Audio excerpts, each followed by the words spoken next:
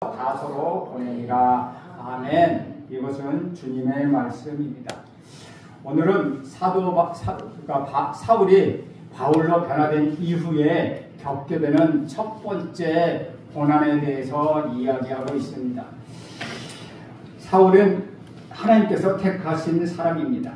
사도행전 9장 15절의 말씀대로 사울은 이방인들과 임금들과 이스라엘 백성들 앞에서 그 이름을 전하기 위하여 택한 하나님의 그릇이었습니다. 사울은 아주 특이한 방법으로 예수님을 만났습니다.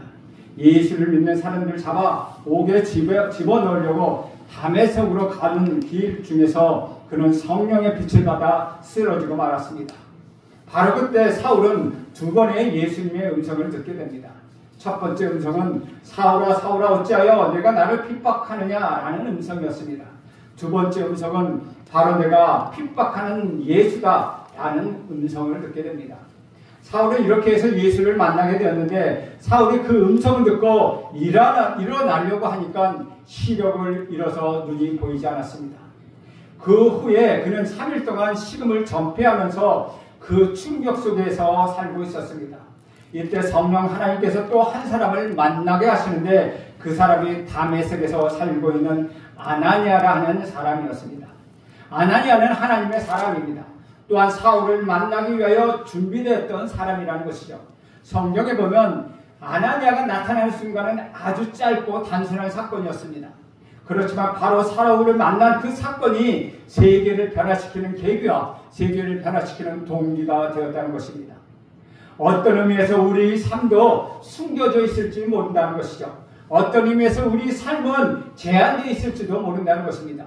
그러나 우리가 하나님 앞에 경건하게 기도로 준비하기만 한다면 하나님은 우리 인생과 우리 만남을 통하여 세계를 변화시키는 놀라운 역사를 일으키실 것입니다. 사울은 아나니아를 만나서 안수를 받았습니다. 그때 성령이 강하게 임합니다. 그리고 사울은 성령을 체험하게 되고 성령 세례를 받아서 성령이 충만하게 됩니다.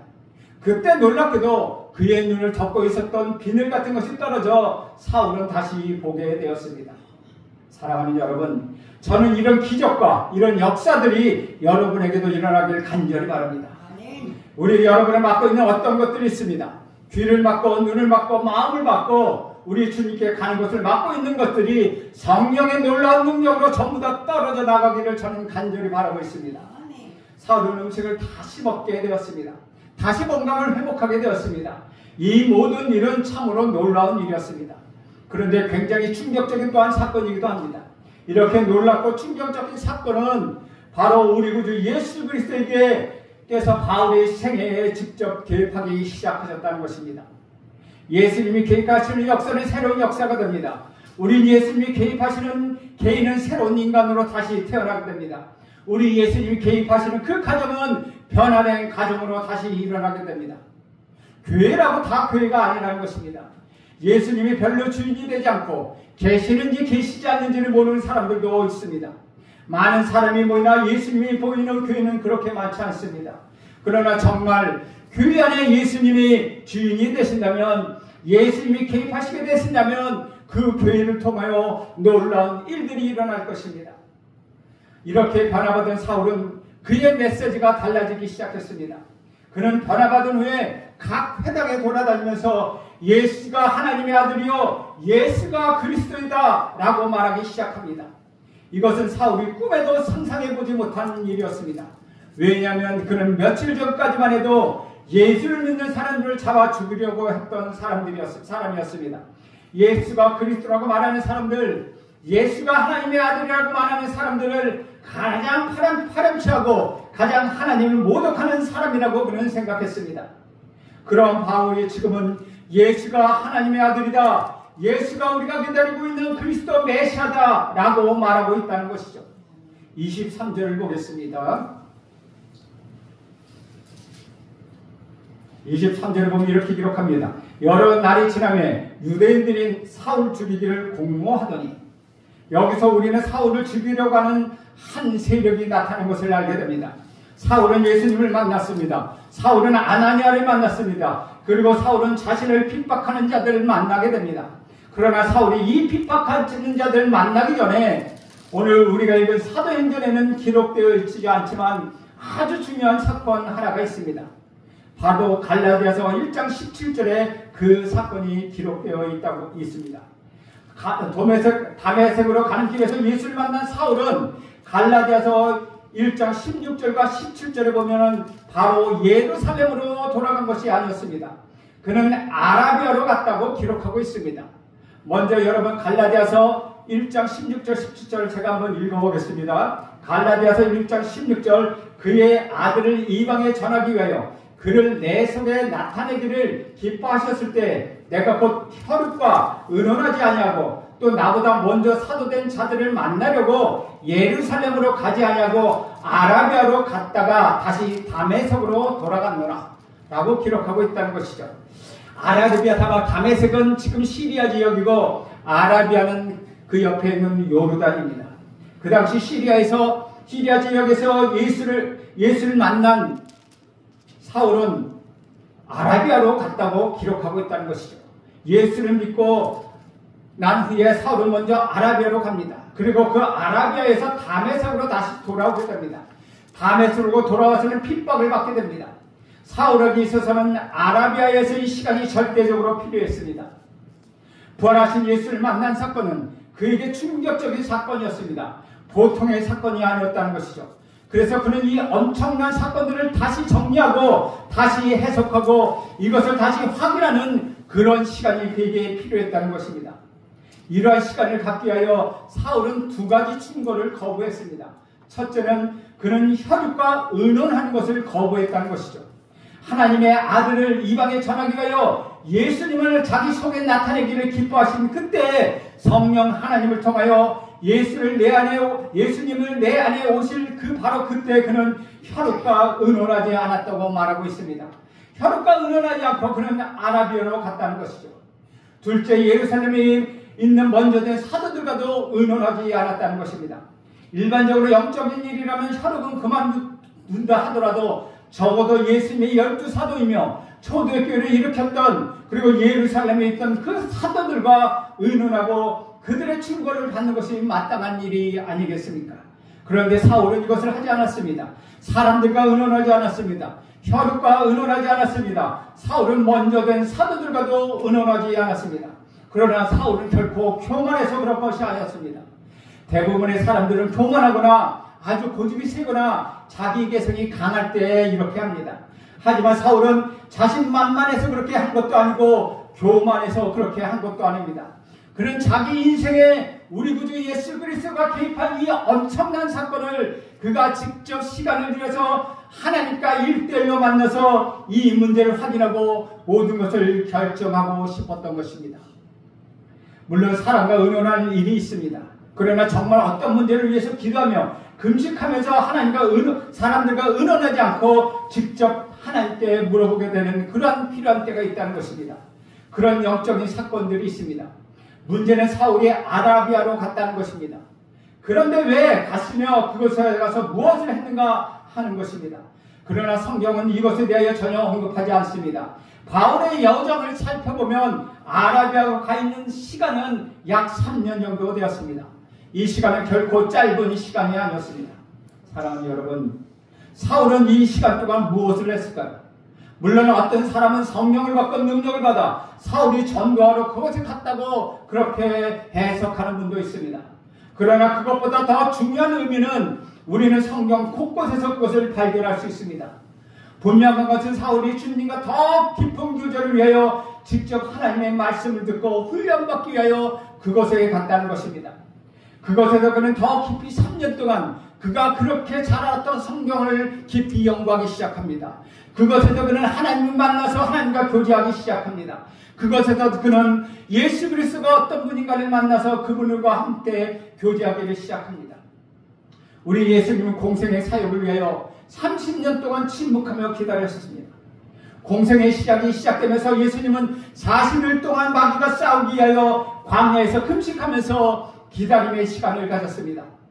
사울이 정말 하나님의 사람으로 변신하기 위해서는 바로 이 3년이라는 시간이 그에게 필요했다는 것입니다.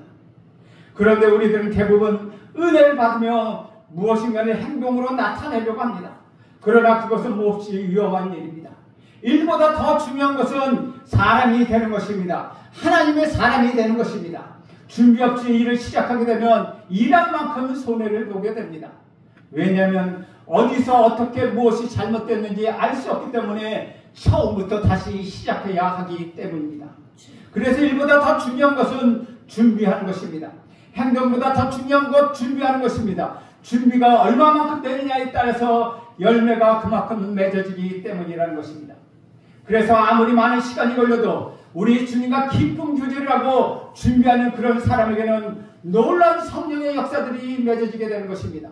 사실이 그렇습니다. 주님의 뜻을 모르고 무슨 일을 할 수 있겠습니까? 우리 주님의 뜻을 모르고 무엇이든 하늘 그것이 결국 일은 많이 되었을지라도 주님의 뜻과 맞지 않는다면 그것은 오히려 우리 주님에게 해를 끼치는 일이 되고 말 것입니다. 그러나 우리는 주님의 뜻을 생각하기보다는 일을 생각하는 경향이 너무도 많다는 것이죠. 낭비처럼 보이는 시간, 열매 없어 보이는 시간, 무의미하게 느껴지는 시간, 그렇지만 바로 그 시간이 사울이 바울로 변하는 시간이었다는 것이죠. 물이 포도주가 되는 시간이었습니다. 하나의 알이 새가 되어가는 그런 시간이었다는 것입니다. 우리는 사울의 숨겨진 이런 이야기를 통하여 이런 시간이 개인적으로 그리고 교회적으로 얼마나 필요한가를 알 수 있게 됩니다.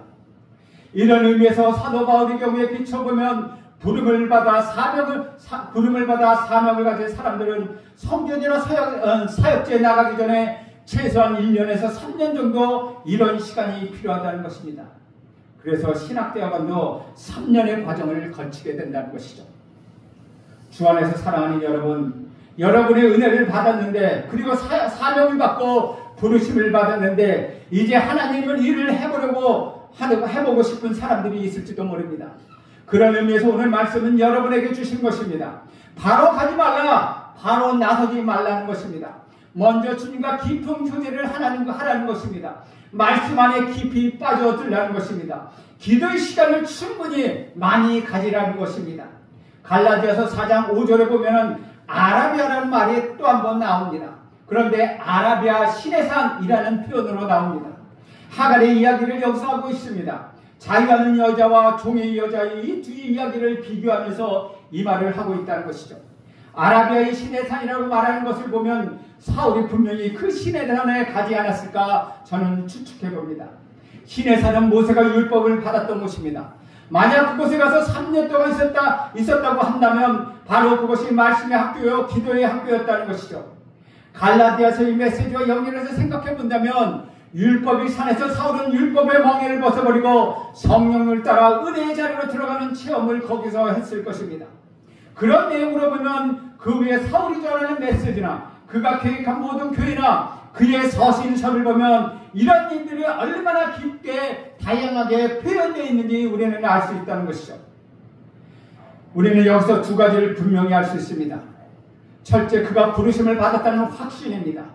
누가 선교지로 가야 합니까? 누가 사역에 뛰어들어야 합니까? 부르심이 확실해야 한다는 것입니다.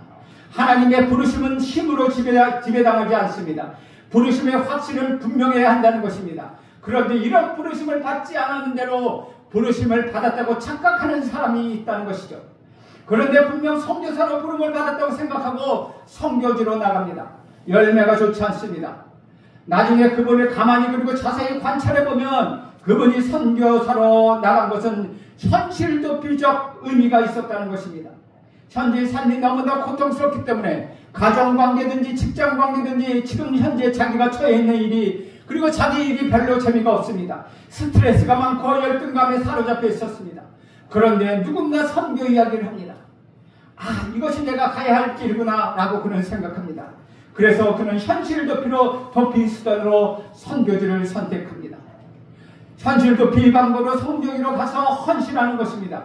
그러나 그 사람 깊은 내면에는 열등감이 있고 현실도피가 있었습니다. 어느 정도 시간이 지나게 되면 그런 것이 모두 다 드러나게 됩니다. 결국 고난이 찾아오고 핍박이 오고 이것을 감당하지 못하고 쓰러지게 되는 것입니다. 제가 지나오면서 많은 목사님들이나 선교사님을 겪어봤는데 저희 성결교 신학대학은 그렇지 않지만 여자들이 이혼하고 나면 야 신학교에 가라 이렇게 말하는 사람들이 있습니다. 저희 성결교 신학교에는 이혼하면은 목사님이 될 수 없습니다. 그래서 그런데도 그렇게 신학교에 가서 목사가 되는 여자분 또는 남자들을 제가 보았습니다. 그런 경우가 바로 현실 도피적 행위라는 것입니다. 사울의 경우는 그가 분명히 하나님의 확신이 있었다는 것입니다. 너는 이방인과 임금들과 이스라엘 자손들 앞에서 내 이름을 전하게 하여 택한 나의 그릇이다. 저는 여러분들과 이런 부르심의 확신이 있기를 간절히 바랍니다. 둘째로 부르심을 받았다면 사울의 경우는 세상에서 부르심에 합당한 훈련을 받았다는 것입니다. 여러분 은혜를 받았다고 성령을 체험했다고 해서 바로 행동하게 되면 큰 낭패를 보게 된다는 것입니다. 철저히 나 자신을 쳐서 복종하게 하고 나의 성품을 바꾸고 하나님의 말씀으로 철저하게 준비하는 것입니다. 사랑하는 여러분, 사울이 은혜를 받았다고 해서 바로 선교 일을 시작했다면 어떻게 그가 그렇게 위대한 편지들을 쓸 수 있었겠습니까? 어떻게 그렇게 엄청난 사역을 그가 감당할 수 있었습니까? 사울은 마음의 사형 선고를 받고 살아갈 소망이 끊어져 아주 비참한 상황까지 들어갔습니다. 말할 수 없는 수많은 고난을 겪으며 마음의 한대감한 태장을 5번이나 맞았습니다. 배신을 당했습니다. 감옥에 갇혀서 생활했습니다. 이런 엄청난 고난과 고통 속에서 일생을 보냈는데 만약 그가 준비되지 않았다면 이 사람이 그것을 감당할 수 있었겠습니까? 그렇습니다. 사울에게는 숨겨진 이 아라비아에 있을 지난 세월, 이것이 사울이 바울되게 하는 중요한 시기였다는 것입니다. 이런 시간을 갖고 난 다음에 사울은 다메섹으로 돌아왔습니다. 23절을 다시 한번 읽어봅니다. 여러 날이 지나매 유대인들이 사울 죽이를 공모하더니, 여기서 여러 날이라고 하는 것은 계산할 수 없는 날을 내포하고 있다는 것이죠. 여러 날이 지나도 다시 다메섹으로 들어왔을 때 사울을 죽이기로 결심한 사람들이 기다리고 있었습니다. 그들은 사울을 죽이기 위하여 밤낮으로 성문까지 지키면서 말하고 있습니다. 24절을 보면 이렇게 기록하고 있습니다.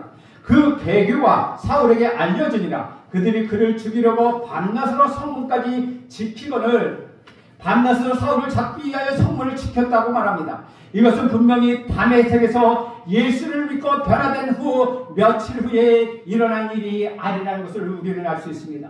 굉장히 많은 시간이 흘렀습니다. 사울이 제자들과 사울을 성문으로 나갈 수 없겠게, 사울은 성문으로 나갈 수 없기 때문에 사울이 제자들이 사울을 광주리에 달아 벽을 내려서 밤에 성을 탈출하겠다는 이야기가 25절에 기록하고 있습니다. 25절을 보면 이렇게 기록합니다. 그의 제자들이 밤에 사울을 광주리에 담아 성벽에서 달아내리리라. 광주리에 사울을 집어넣어 밧줄을 이용하여 밤을 틈타서 사울을 탈출시킨 사건입니다. 여기서 보면 그의 제자들, 즉 사울의 제자들이 있었다고 합니다. 여러분, 사울이 언제 제자를 만들었습니까? 이것은 굉장히 많은 시간이 지났다는 것을 알 수 있다는 것이죠. 더군다나 고린도후서 11장 32절에 보면 사울을 죽이기로 공모했던 사람은 다메섹 왕 아레다의 고관들이었다는 것입니다. 그래서 그는 다메섹에서 있을 수 없어서 아라비아로 도망갈 수밖에 없었다는 것이죠. 다시 말해 사울을 핍박하는 세력이 단순히 사울을 미워하는 단순한 필부의 세력들이 아니라 다메섹 왕의 고관들이 조직적으로 사울을 체포하려 했다는 것을 우리는 알 수 있다는 것이죠. 사랑하는 여러분, 복음은 결코 값싸게 전달되는 것은 아닙니다. 말할 수 없는 고난과 말할 수 없는 역경과 희생과 헌신과 고통을 통하여 우리 구주 예수 그리스도의 복음은 선포되고 전파되는 것입니다. 이제 사울은 그 고난을 겪기 시작합니다. 첫 번째 고난이 담벼락을 넘는 고난입니다. 한밤중에 다메섹 성벽을 타고 내려와 도망가는 고난이 사울에게서 시작되었습니다. 그는 다메섹에서 있을 수 없었습니다. 그래서 그는 예루살렘으로 돌아갑니다. 예루살렘에서 돌아오니 또 하나의 고난이 기다리고 있었다는 것이죠. 다메섹의 고난은 예수를 믿지 않는 사람들, 헬라파 유대인들 같은 사람들에게 핍박을 받을 것이라면, 예루살렘에 와서 겪는 고난은 그리스도인들이 사울을 인정하지 않고 의심하는 데에 있었다는 것입니다. 26절을 보면 이렇게 기록합니다. 사울이 예루살렘에 가서 제자들을 사귀고자 하나 다 두려워하여 그가 제자당을 믿지 아니하니라고 기록합니다. 우리는 예루살렘에서 예수를 믿는 그리스도인들이 사울을 만난 그 얼굴을 상상해 볼 수 있습니다. 싹 미소가 웃고는 있지만 굉장히 불안한 상태입니다. 왜 그런지 그런 거 있지 않습니까? 안녕하세요 하고 인사하고 표정을 짓고 있는 사울을 봤을 때 사람들은 거리를 두고 마음을 열지 않은 채 건성으로 네 안녕하세요 라고 인사하는 것입니다. 그런 사람은 많습니다. 그런데 자기를 영접해 주는 사람은 아무도 없을 때 사울은 사막에서 홀로 있는 느낌을 받았을 것입니다. 그런데 이때 굉장히 고마운 사람 한 사람이 나타납니다. 그 사람이 바로 바나바입니다. 27절 말씀입니다. 바나바가 데리고 사도들에게 가서 그가 길에서 어떻게 주를 보았는지와 주께서 그에게 말씀하신 일과 다메섹에서 그가 어떻게 예수의 이름으로 담대히 말하였는지를 전하니라. 사울에게 있어서 바나바는 얼마나 고마운 사람입니까?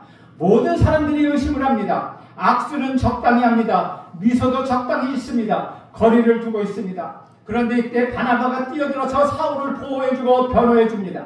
사회적 역할을 해줍니다. 바나바는 참으로 따뜻한 사람입니다. 바나바에게는 두 가지 특징이 있습니다. 첫째는 그는 영적 통찰력이 있었다는 것입니다. 다른 사람들은 보지 못했습니다. 그러나 바나바는 보았습니다. 다른 사람들은 의심했습니다. 그러나 바나바는 영적인 신뢰가 있었습니다. 바울의 체험이 사실이고 진실이라는 것을 그는 알아보았습니다. 사실 그렇습니다. 우리들이 사람을 의심하게 되는 것은 우리들이 사람들에게 속아보았기 때문입니다. 믿었다가 사기당하고 잘해주었다가 배신자라고 잘 대해주었더니 나중에 봉변을 당하는 것은 우리도 너무나 많이 겪어왔기 때문입니다. 그래서 이제 사람을 만나는 것이 두렵습니다. 사람을 믿는 것이 고통스럽습니다. 그런 것을 우리가 많이 경험했기 때문입니다. 그래서 우리들은 이런 영적인 통찰력이 필요하다는 것입니다. 둘째로 바나바에게 볼 수 있는 것은 사회자의 모습입니다. 대부분 사람들은 분명히 옳은 줄 알지만 손해를 보는 경우에는 행동하지 않습니다. 대부분의 교인들은 손해를 보지 않는 그런 안전지대로 다니고 있다고 합니다. 자기 신앙을 빼앗기지 않는 것, 여러 가지 자기 사생활이 간섭하지 않는 것, 경제적으로 손해보지 않는 것, 그러나 약간의 이득이 있을 수 있는 것, 존경에 받을 수 있는 것, 그런 것을 쫓아다니면서 교회를 다니는 분이 많다는 것이죠. 사랑하는 여러분 진정하신 기독교인입니까? 여러분 진정한 크리스천입니까? 여러분 얼마나 손해를 보았습니까? 여러분 얼마나 시간의 손해를 보았습니까? 여러분의 자녀들은 얼마나 손해를 보았습니까? 여러분의 인격이 얼마나 손해를 보았습니까? 그럼에도 불구하고 예수가 좋아서 따르는 사람, 그것을 잘 감당할 수 있는 사람, 그 사람이 진정한 그리스도인이라는 것입니다. 그러나 대부분의 사람들은 알지만 그 자리에서는 굉장히 손해볼 것이다. 뒷감당하기 어려울 것이다. 그래서 옳은 줄은 알지만 그들은 행동하지 않는다는 것입니다. 그런데 바나바는 어떤 사람입니까? 그런 오해가 있음에도 불구하고 그는 뛰어들어서 사울을 변호해 주었습니다. 저는 계속 교회에 이런 교인들이 많이 생겨나기를 간절히 바랍니다. 교회에 어떤 사람이 필요합니까? 사울 같은 사람이 아니라 바나바 같은 사람이 필요하다는 것입니다. 선교지에는 어떤 사람이 필요합니까? 능력 있고 위대한 사람이 아니라 바나바 같은 사람이 필요하다는 것입니다. 그는 큰 일을 하지 않았을지도 모릅니다. 그러나 그는 화해자였습니다. 그는 사람을 격려하는 사람입니다. 그는 사람을 상담하는 사람입니다. 그는 사람들을 도와주는 사람입니다. 이런 사람이 정말 선교사요, 이런 사람이 정말 그리스도인이라는 것이죠. 저는 이런 바나바를 보면서 얼마나 마음이 따뜻해지는지 모릅니다. 제가 봐도 바나바는 참 좋게 느껴집니다. 저는 새성성교회의 장로님, 권사님, 집사님들이 바로 이런 바나바 같이 되기를 간절히 소망합니다. 29절 말씀을 보겠습니다. 29절 보면 또 주의 이름으로 담대히 말하고 헬라파 유대인들과 함께 말하며 변론하니 그 사람들이 죽이려고 힘쓰거늘 이라고 기록합니다. 사울이 이렇게 바나바의 도움으로 이제 우리 구주 예수 그리스도의 복음을 증거할 수 있는 그런 축복을 받게 되었습니다. 그렇습니다. 누군가가 나를 격려하고 인정해주고 도와줄 때 꽃이 피게 되는 것입니다. 그렇게 되었을 때 그가 힘 있는 메시지를 전달할 수 있었다는 것이죠. 바울은 이제 자기가 받은 복음을 전하기 시작합니다. 그런데 어떻게 복음을 증거할 때마다 반대가 생겨나기 시작한다는 것이죠. 우리는 여기서 이러한 어떠한 공식 하나를 발견합니다. 복음을 위해 살려 할 때는 핍박이 온다는 것입니다. 핍박이 하면 예수가 뭐라고 말씀하십니까? 우리 예수님이 뭐라고 말씀하십니까? 너희가 내 제자인 줄 알 것이다 라고 말씀하셨습니다. 고난은 우리 그리스도인들이 표시입니다. 고난은 우리 그리스도인 마크와 같은 것입니다. 만약에 우리가 이 세상에 살면서 고난을 겪지 않는다면 어쩌면 우리는 그리스도인 성도가 아닐지도 모른다는 것입니다. 내가 그리스도의 복음을 전하면 사탄은 우리를 공격하기 시작합니다. 고난은 우리에게 찾아오게 되어 있다는 것입니다. 29절에서 우리는 또 하나의 재밌는 사실 하나를 발견합니다. 예수 이름으로 담대히 말하고 헬라파 유대인과 변론하면 뭐라고 말합니까? 변론한 후에 그들이 죽이리로 했다고 말합니다. 우리는 여기서 무엇이 생각납니까? 바로 헬라파 유대인들과 변론했던 스데반 집사가 생각납니다. 스데반 집사가 우리 구주 예수 그리스도의 복음을 전할 때 그들과 논쟁했던 사람이 헬라파 유대인들이었습니다. 결국 그 헬라파 유대인들이 복음을 듣다가 마음에 찔림을 받아서 스데반을 죽이려 했고 결국 그를 끌었다가 돌로 쳐 죽였습니다. 사울은 스데반이 돌에 맞아 죽을 때 그 자리에 있었던 사람입니다. 그리고 스데반의 죽음을 마땅히 여겼던 사람입니다. 그런데 놀랍게도 지금 사울이 그 스데반의 자리에 서 있다는 것입니다. 사울도 스데반처럼 우리 구주 예수 그리스도를 전하고 있다는 것입니다. 그 말을 들은 사람이 스데반을 죽이려 했던 것처럼 지금 사울을 죽이려 한다는 것입니다. 이것이 바로 29절에 기록되어 있는 내용입니다. 사울이 29절에 보면 사울이 헬라파 유대인들과 변론했다라는 단어는 사도행전 6장 9절에서 스데반이 어떤 사람들과 논쟁했다는 장면에서 논쟁했다는 말과 똑같은 단어를 사용하고 있다는 것이죠. 참으로 성령의 역사는 오묘합니다. 정말로 오묘합니다. 내가 그 자리에 서 있을 줄 어떻게 알 수 있겠습니까? 여러분이 어떻게 복음을 전하는 사람이 될 수 있을 줄 어떻게 알 수 있었겠습니까? 정말로 오묘한 일이라는 것이죠. 여러분은 예수를 믿는 사람을 핍박하지 않기를 저는 간절히 바랍니다. 예수 믿는 사람과 싸우지 않기를 간절히 바랍니다. 여러분이 바로 그 자리에 설 수 있기 때문입니다. 결국 사울은 자기 고향 다소로 돌아갈 수밖에 없었습니다. 30절 말씀을 보겠습니다. 30절에 보면 형제들이 알고 가이사랴로 데리고 내려가 다소로 보내니라. 다소에서 출생한 사울은 예루살렘에서 교육을 받았습니다. 그는 로마 시민권을 갖고 있었습니다. 그는 헬레니즘 문화와 헤브라이즘 문화를 경험했으며 로마의 문화를 경험했습니다. 그는 헬라의 문화와